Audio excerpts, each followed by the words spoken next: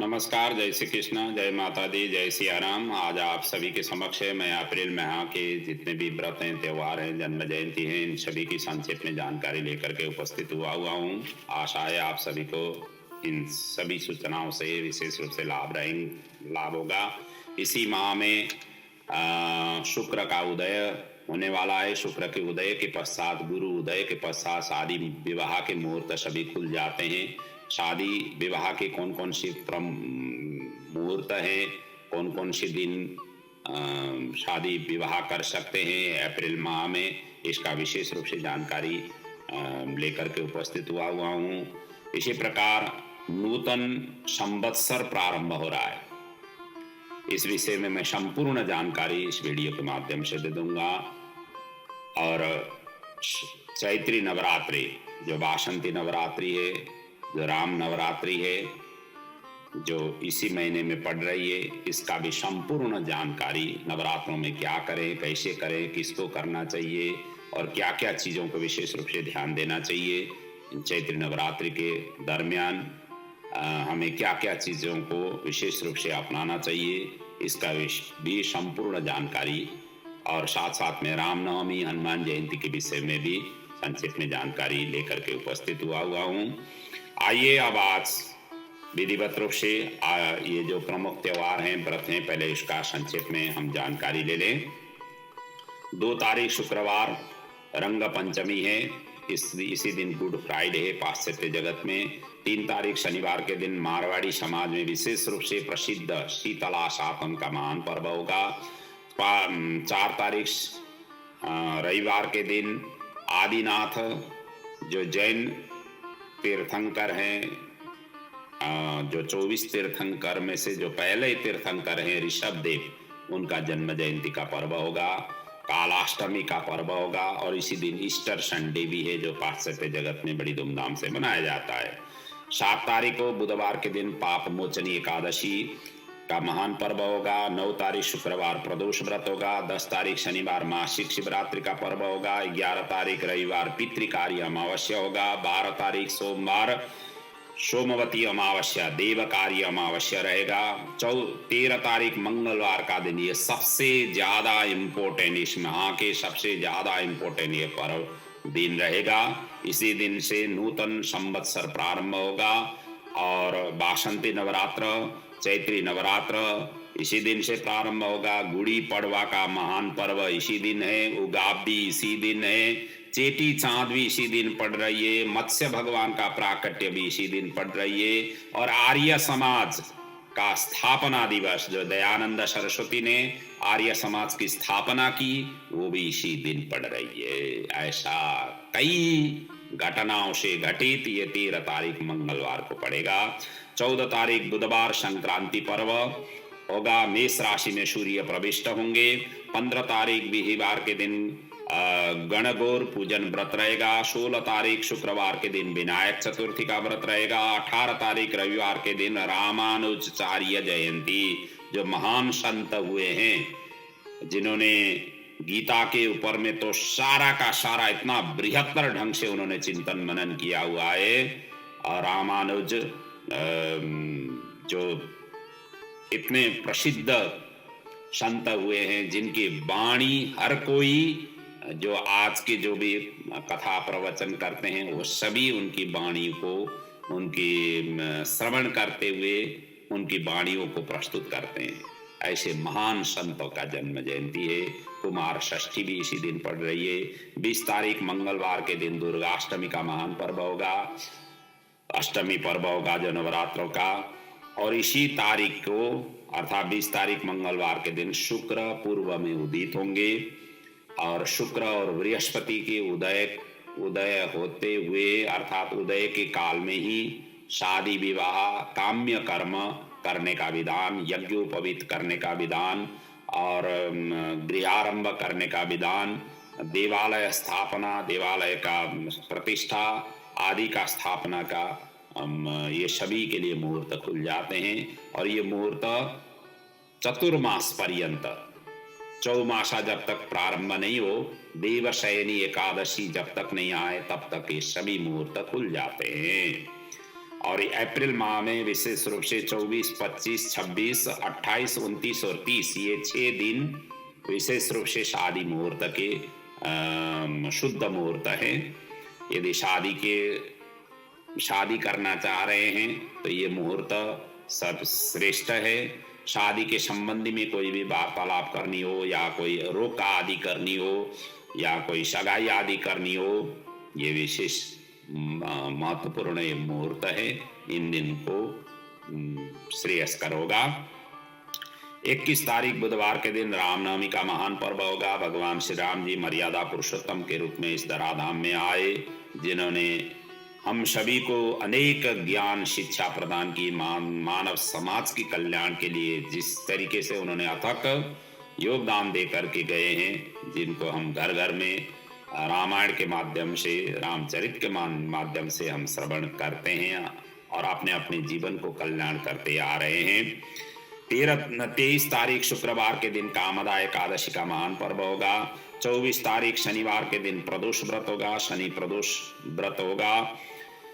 25 तारीख रविवार के दिन महावीर जयंती, जो अभी के जैन संप्रदाय के तीर्थंकर है। कुल 24 तीर्थंकर हैं। पहले जो ऋषभ देव आदिनाथ का हमने चर्चा की, अब ये महावीर भगवान अभी के तीर्थंकर हैं। तो महावीर भगवान के जन्मदिन का यह महान पर्व होगा। 27 तारीख को मंगलवार के दिन हनुमान जयंती का पर्व होगा।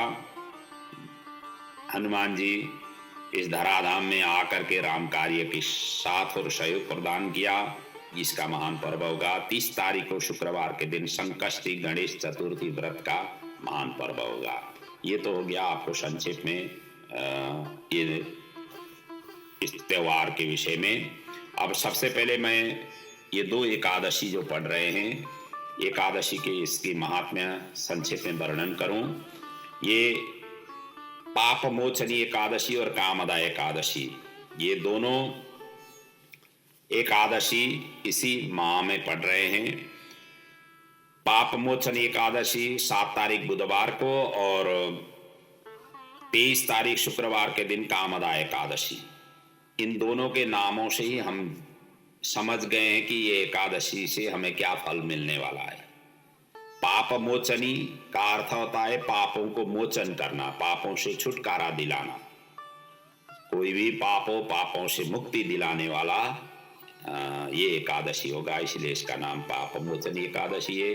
कामनाओं को पूर्ति करना, कामनाओं को पूर्ण करना, जो भी मन इच्छित कामनाएं हैं उनको पूर्ण करना, ये कामदा एकादशी का पर्व से ऐसा उसके व्रत उपवास से ये फल प्राप्ति होती है। ये नामों से ही इनका फल हमें अनुमान लगा सकते हैं। अब इसमें पाप मोचनी एकादशी की महात्म्य में एक शिव भक्त मेधावी ऋषि जो चैत्र रथ नाम के बगीचे, जो कुबेर का बगीचा था, वहां पर तपस्या रहते और तपस्या भंग करने के लिए मंजू घोषा अप्सरा वहां पर आई, जिनके संसर्ग से वो पतन हुए।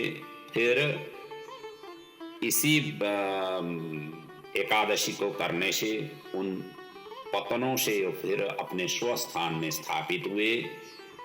इस प्रकार का महात्म्य इसमें वर्णन है। कामदा एकादशी में गंधर्व ललित, जो नागों के राजा पुंडरीक के सभा में गाते हुए अवस्था में उन्होंने स्वर भंग किया था, और ये स्वर भंग के कारण ये पुंडरीक ने उनको श्राप दे दिया राक्षस योनि में जाने के लिए, जिससे इनकी जो पत्नी थी ललिता बड़े अत्यंत दुखी हो गई और इन्होंने विंध्याचल निवासी श्रृंग ऋषि के पास जा करके ये याचना की कैसे मुक्ति हो जाए। तब उन्होंने उपदेश दिया कि आप कामदा एकादशी की व्रत पारायण करें, इससे आपकी कामनाएं पूर्ण होगी और इस व्रत का जो भी पुण्य है अपने पति के लिए अर्पण करना, और ऐसे ही कि जिसके द्वारा वो राक्षस योनि से मुक्त होकर के पुनः गंधर्व लोक में स्थापित हुए, अर्थात स्वस्थान में आ गए। ऐसा महात्म्य इन दोनों का वर्णन है। ये तो हो गई आपके एकादशी की संक्षिप्त में वर्णन। अब आपको मैं आज संवत्सर के विषय में विशेष रूप से चर्चा करूंगा, नवरात्रों के विषय में चर्चा करूंगा। आइए, ये संवत्सर क्या है? संवत्सर का अर्थ होता है नया वर्ष। ये नूतन संवत्सर प्रारंभ हो रहा है। हमारे हिंदू कैलेंडर के हिसाब से विक्रमादित्य ने जो स्थापन किया हुआ था वो भी इसी दिन को ही किया, चैत्र शुक्ल पक्ष की प्रतिपदा के दिन, जो 13 तारीख को पड़ रही है। और इसी दिन ब्रह्मा जी ने सारा जगत को सृष्टि किया, जो ब्रह्म पुराण में इस प्रकार से लिखा हुआ है, चैत्र मासी जगत ब्रह्मा ससर्जा प्रथमे हनि। चैत्र मास के पहला दिन ब्रह्मा जी ने सारा संसार को सृष्टि की, इसलिए ब्रह्मा जी को थैंक यू करना चाहिए इस दिन। और ब्रह्मा जी के जितने भी सृष्टि हुए हैं, सारा जगत जो भी सृष्टि हुआ है ब्रह्मा जी के ही द्वारा सृष्टि हुआ है, उनको भी हमें इस दिन को विशेष रूप से थैंक यू करना चाहिए। क्योंकि कालः सृजति भूतानि, कालः संवरति प्रजा, कालः सुप्ते सुजागर्ति, कालो ही दुरति क्रमः। समय को सदुपयोग करना चाहिए, दुरुपयोग नहीं करना चाहिए। समय ही सारा सृजन करता है और समय ही संहार कर लेता है, समय ही सुलाता है, समय ही जगाता है। इसीलिए काल के ऊपर हमें विशेष रूप से धन्यवाद देना चाहिए संवत्सर के दिन। और इस संवत्सर विक्रमादित्य ने जो संवत्सर प्रारंभ किए हुए हैं, संवत्सर कुल 60 है और उनमें से 49 संवत्सर ये 2078 का होगा। अभी 77 चल रहा है, इस दिन से 78 संवत्सर विक्रमादित्य के हिसाब से या 78 संवत्सर 2078 साल प्रारंभ होगा, विक्रम संवत। और ये संवत्सर का नाम राक्षस है। जब संवत्सर का नाम ही राक्षस है तो कैसा वर्ष होगा, हम सभी अनुमान लगा सकते हैं।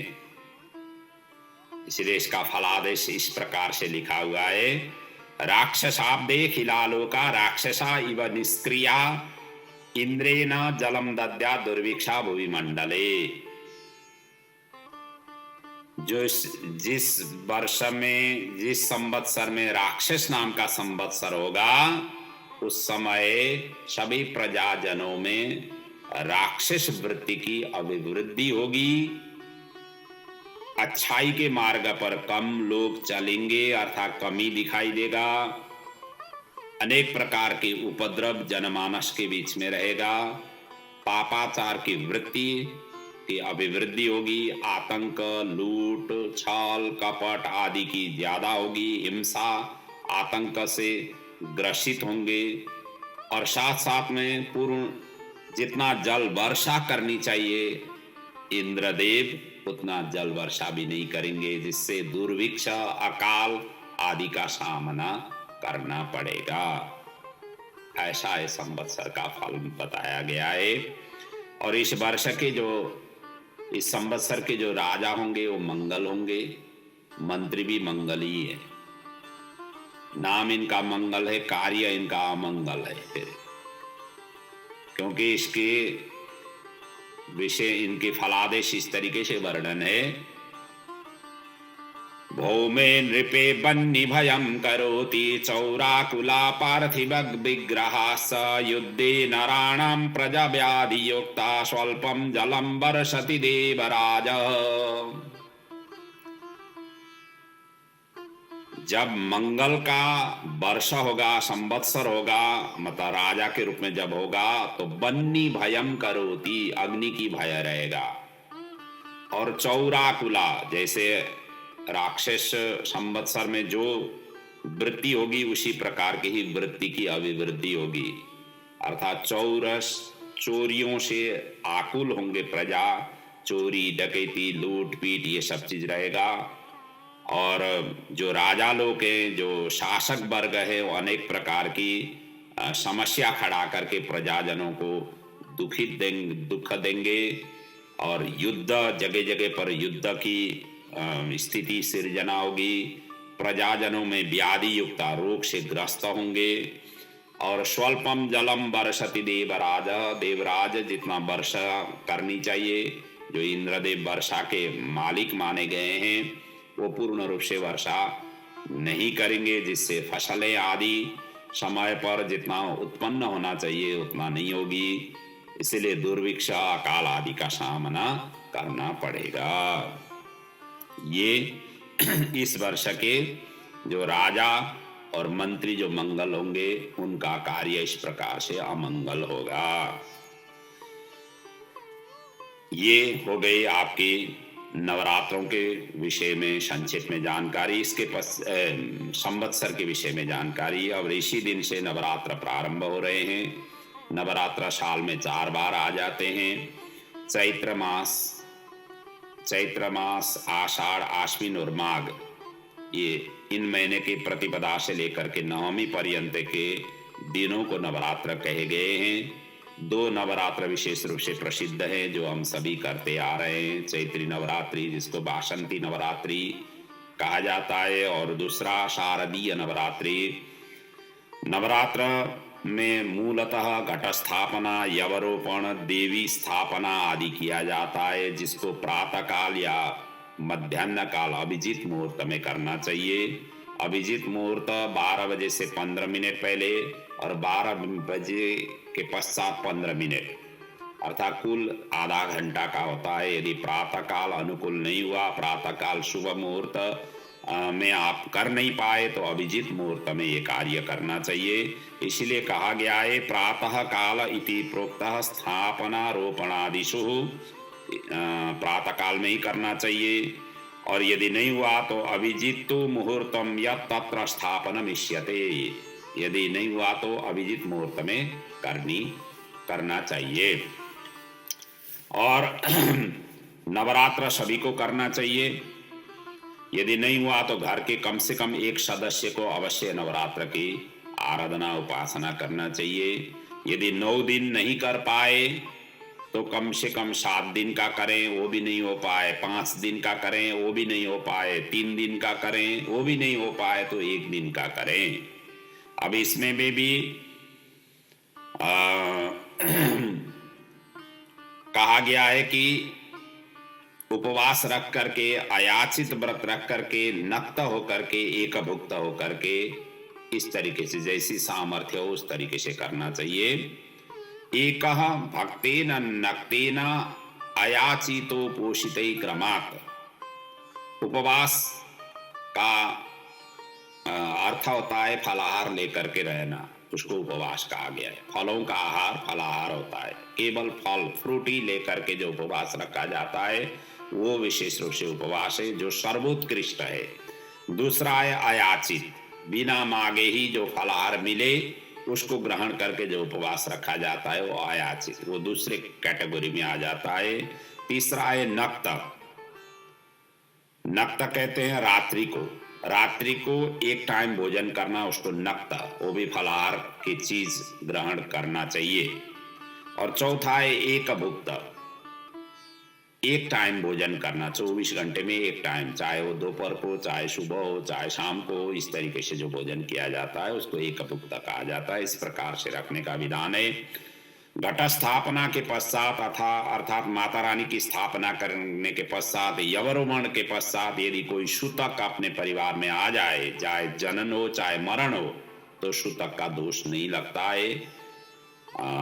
इसीलिए घट स्थापना के पश्चात यदि ऐसी घटना घटी तो आपको नवरात्र की उपासना आराधना करनी चाहिए। नवरात्र हम सभी जानते हैं मूलतः शक्ति की ही उपासना है, माँ जगदम्बिका की उपासना है। त्रिकालम पूजये देवी जप स्तोत्रम परायण, माँ जगदम्बिका की अनवरत रूप से साधना उपासना आराधना करने का यह पर्व है। शक्ति हमारे शरीर को ऊर्जा प्रदान करती है, उसी ऊर्जा के द्वारा संसार में हम हर कार्य को चुस्त दुरुस्त ढंग से हम कर पाते हैं। इसलिए शक्ति की उपासना हर कोई व्यक्ति को करनी चाहिए। परंतु ये चैत्र नवरात्रि 2 स्वरूपों से मनाया जाता है। एक तो देवी के उपासना के रूप में, दूसरा राम जी के उपासना के रूप में, क्योंकि रामनवमी नवरात्रों के अष्टमी के दूसरे दिन रामनवमी का पर्व होगा, भगवान राम जी का जन्मोत्सव होगा। इसीलिए इस नवरात्र के दरमियान में दोनों प्रकार के स्तोत्र मंत्रों की आराधना, पाठ, पूजन आदि करने का विधान है, जिसमें देवी स्तोत्र मंत्रों का जितना बन सके जाप आराधना करें। देवी सहस्र नाम, अष्टोत्तर शत नाम और देवी भागवत, कालिका पुराण, मार्कंडेय पुराण, दुर्गा सप्तशती आदि का विशेष रूप से पाठ और आराधना, चिंतन मनन करना चाहिए। आध्यात्म रामायण, वाल्मीकि रामायण, तुलसी रामायण का पारायण, राम ध्वनि, रामलीला, राम सहस्र नाम आदि का स्तोत्र मंत्रों का पाठ करना चाहिए। नवरात्रों के दरमियान जो जितना बन सके, जितना आराधना कर सके करना चाहिए।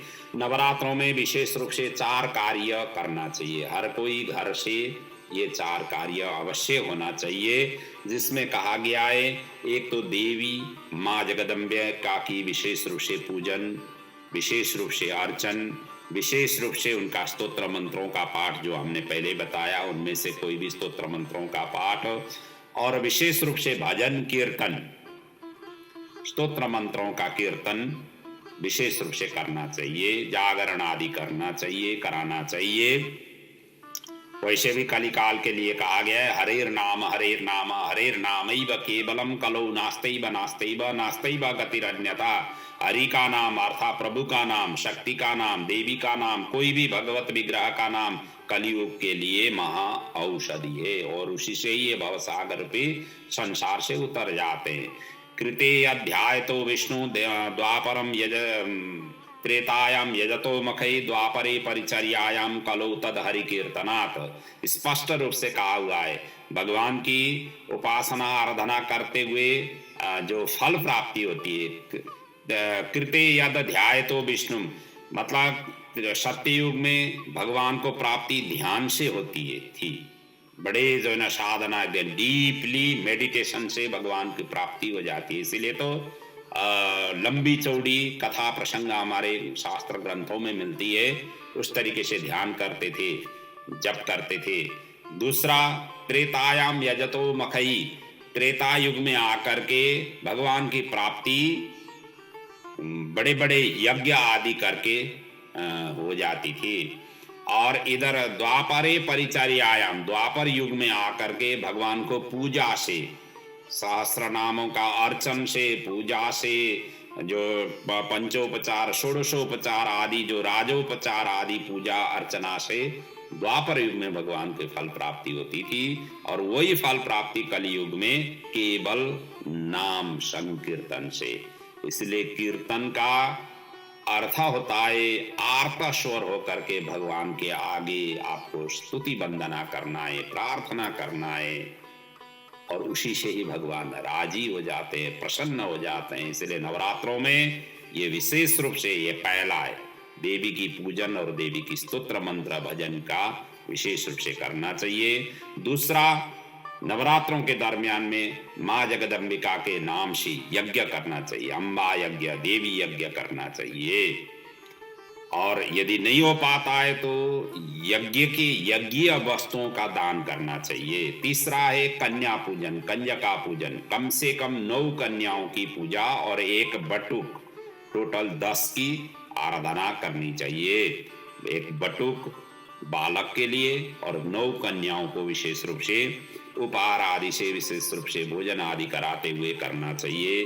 और चौथा है यथाशक्य दान, अपने घर में जो भी कमाया हुआ है उनमें से कुछ न कुछ दान, कहीं भी हो, अपने आसपास में मठ मंदिर हो, गुरु पुरोहित मिले और कोई सतपात्र मिले, या कोई भी ऐसी जहां से आपको जो है ना सदुपयोग हो जाए, ऐसे में आपको दान करना चाहिए। नवरात्रों के दरमियान में ये विशेष रूप से हमेशा हमेशा करते रहना चाहिए। देने वाले प्रभु हैं। हमने इस धराधाम में जब आए थे, खाली हाथ आए थे, बिना कपड़े से आए थे इस धराधाम में, और जो भी यहाँ मिला हुआ है प्रभु के चरणों से ही मिला हुआ है, प्रभु ने ही कृपा की हुई है। इसलिए प्रभु के निमित्त में, प्रभु के लिए हमें समर्पित होना चाहिए। वैसे भी ये जीवन परोपकार पुण्याय पापाय परपीडनम, परोपकार के लिए ये जीवन मिला हुआ है। जितना बन सके हमें दूसरे के उपकार उद्धार करने में लगना चाहिए, क्योंकि हम भी दूसरे से ही जी रहे हैं। हम जो कपड़े पहन रहे हैं हम खुद नहीं बना रहे हैं, हम भोजन कर रहे हैं खुद ही, हम फसलें नहीं उगा रहे हैं। जिस गाड़ी से हम मतलब सैर करते हैं, जिस साधनों से हम इधर उधर जाते हैं वो खुद हम नहीं बना रहे हैं। जिस रोड में हम चल रहे हैं उस रोड हमने खुद नहीं बनाया हुआ है। जिस वृक्ष से हम फल ले लेते हैं हमने खुद ही वो वृक्ष का वपन नहीं किया हुआ है। हर चीज, हर कार्य हम दूसरे के ही सहारा से हम जी रहे हैं। इसलिए जीवन ही दूसरे के लिए है और दूसरे के लिए ही करना है। इस तरीके से जब उपासना आराधना करेंगे, संसार आपको एकदम से खुला दिखाई देगा और आपका जो भी जितने भी संकीर्णता है उससे आप मुक्त हो जाएंगे। इस तरीके से आराधना करना चाहिए।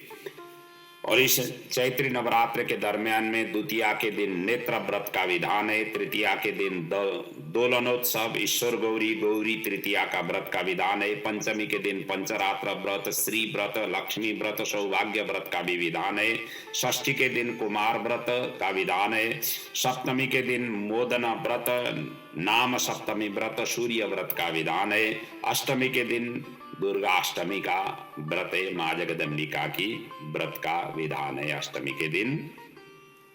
तो ऐसा ये मतलब नवरात्रों के दरमियान में ये व्रत भी इन दिनों में विशेष रूप से मनाने का शास्त्रों में वर्णन है।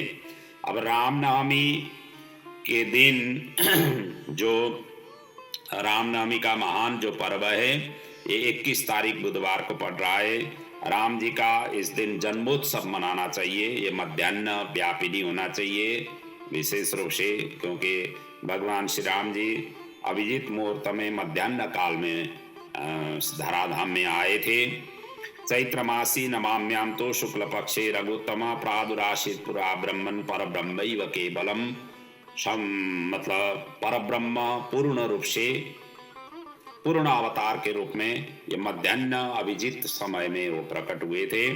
तो इसलिए मध्याह्न व्यापिनी उपासना आराधना करनी चाहिए। इसी अभिजीत मुहूर्त में भगवान श्री राम जी की अभिषेक अर्चन पूजन करें और प्राकट्योत्सव के दरमियान में अनेक प्रकार की मिष्ठान्न, अनेक प्रकार की फलों का भोग लगाएं, क्योंकि राम जी जंगलों में ज्यादा समय व्यतीत करके बहुत ही महत्वपूर्ण कार्य किए हुए हैं। इसलिए जंगलों में मिलने वाला फल ही था, इसलिए फलों का हनुमान जी को भी फल ज्यादा प्रिय है और राम जी को भी ज्यादा फलों का प्रिय है। जो भी अपने ऋतु काल के हिसाब से जो भी फल मिले उनको तो विशेष रूप से अर्पण करना ही है। बाकी जो भी अपने ऋतु फल जितना भी बन सके अर्पण करना चाहिए। फल, मिष्ठान्न, नैवेद्य आदि अर्पण करके भगवान श्री राम जी की दिव्य आरती, स्तोत्र मंत्रों का पाठ और आराधना करना चाहिए। इस प्रकार से रामनवमी की पर्व मनाएं। और हनुमान जी की जो जयंती है, हनुमान जयंती, ये हमारे शास्त्रों में 2 तिथि है। पूरे साल में 2 तिथि हनुमान जी के जन्म जयंती के प्रसंग में वर्णन किया गया है। एक तो कार्तिक कृष्ण चतुर्दशी, जिसको नरक चतुर्दशी, जिसको छोटी दिवाली कहते हैं, जो दिवाली के एक दिन पहले आ जाता है, और दूसरा है चैत्र मास की शुक्ल पक्ष की पूर्णिमा, जो राम जी रामनवमी के दिन प्रकट हुए, चैत्र मास के नवमी के दिन। और भगवान शिव जी राम जी के ही कार्य के सहायता के लिए हनुमान जी बन करके ये पूर्णिमा के दिन प्रकट हुए, जिसका वर्णन उत्सव सिंधु, व्रत रत्नाकर, हनुमान उपासना, कल्पद्रुम, आनंद रामायण आदि में इन दोनों के विषय में वर्णन किया गया है। जहां पर कहा गया है ऊर्जस्य चासिते पक्षे स्वात्यम भौमे कपीश्वरः मेषलग्ने अंजनी गर्भात् शिव प्रादुरभूत स्वयं। और वहीं पर कहा हुआ है चैत्र मासी शीते पक्षे पूर्णमास्यम कुजे हनि मेजी मौजी मेखलया युक्त कौपिन परिधारक। चैत्र मास के दिन, शीते पक्षे पूर्णमास के दिन, मंगलवार के दिन था, और मौजी मतलब जनेऊ और मेखला और कौपिन धारण करते हुए भगवान हनुमान जी प्रकट हुए।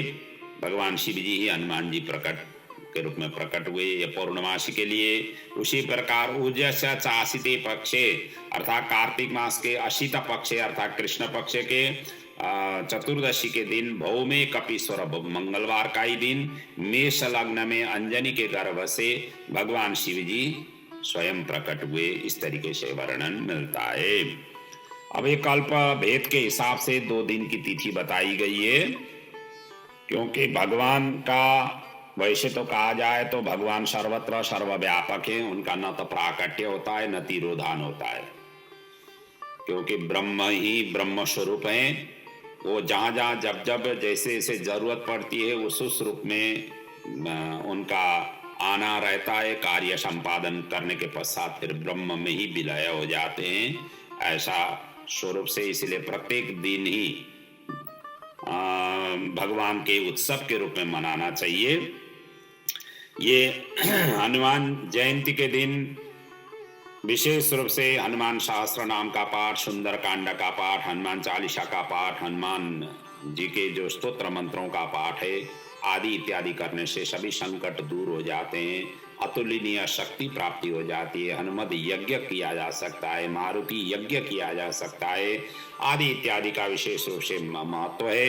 ये दास्य भक्ति के आचार्य हैं। भगवान शिव जी हनुमान जी के रूप में प्रकट हुए तो माँ पार्वती को बड़ा असमंजस हो गया, तो मैं भी अब आपके साथ में जाऊंगी। जब उन्होंने इस प्रकार से अनुरोध किया तो शिव जी ने कहा मैं ब्रह्मचारी के रूप में जा रहा हूँ। तो माँ जगदम्बिका ने कहा कि आप मुझे भी किसी भी तरीके से आपके साथ में ही ले चलिए। तब शिव जी ने मैं बंदर बन जाऊंगा अर्थात हनुमान जी के रूप में प्रकट होऊंगा, तो आप पूछ में आकर के समाहित हो जाना। तो माँ जगदम्बिका हनुमान जी का पूछ स्वरूप है, और जो वही पूछ ही है जिन्होंने लंका को कल्याण कर दिया था। तो इसलिए पूछ में इतने शक्ति समाहित था हनुमान जी का। तो पूछ ने आगे भी कई बड़े कार्य किए हुए हैं, क्योंकि वो शक्ति का स्वरूप था।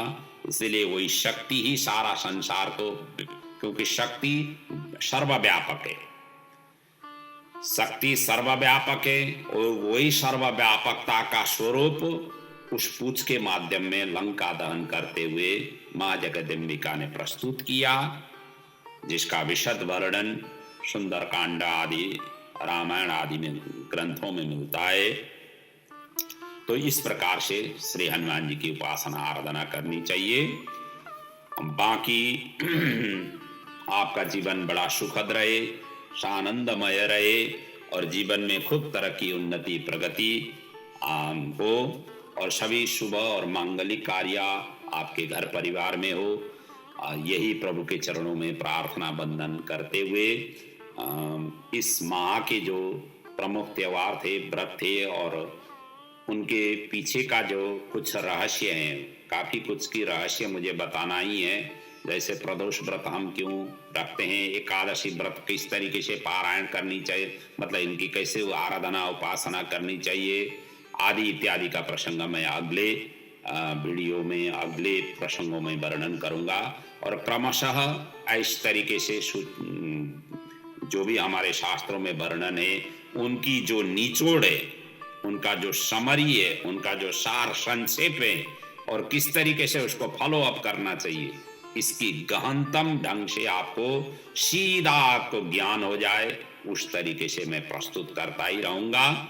आप सभी का साथ और सहयोग हौसला ही मुझे यहाँ तक ले आने में कामयाबी हुआ है, और आशा है ये हौसला, ये उत्साह, ये आप लोगों का साथ और सहयोग अनवरत रूप से चलता रहे, ताकि मैं जितने भी हमारे शास्त्र ग्रंथ के जो मर्म है, जो ज्ञान है, जो ज्ञान की कुंजी है, उनको एक एक करके आप तक पहुंचाने में कामयाबी हूँ। यही प्रभु के चरणों में बंदन प्रार्थना सहित आप सभी को प्रभु की अनंत आशीर्वाद, अनंत कृपा रहे, जीवन सुखद और आनंदमय रूप से आपका जीवन आगे बढ़े, यही प्रभु के चरणों में वंदन प्रार्थना सहित अपने वाणी को मैं यहाँ पर विराम ले रहा हूँ। ओम पूर्णमदः पूर्णमिदं पूर्णात् पूर्णमुदच्यते पूर्णस्य पूर्णमादाय पूर्णमेवावशिष्यते। ओम शांति शांति शांति। ओम।